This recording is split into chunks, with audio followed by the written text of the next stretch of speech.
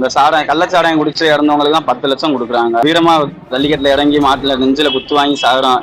எங்களுக்கு தான் வெறும் 3 லட்சம்.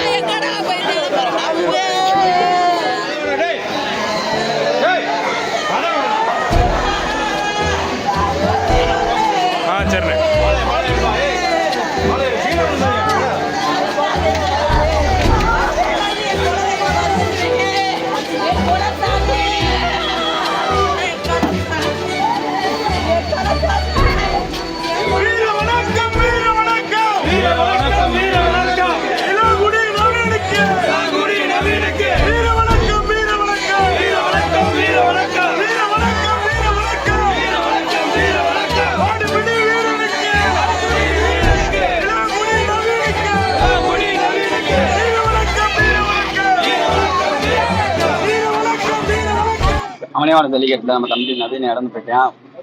அவன் உடலை வாங்குறதுக்காக வந்திருக்கோம். நம்ம இந்த கோரிக்கை தான் வச்சிருந்தோம். நிவாரணம் வேணும், அரசு வேலை வேணும், அந்த கோரிக்கை வச்சிருந்தோம்.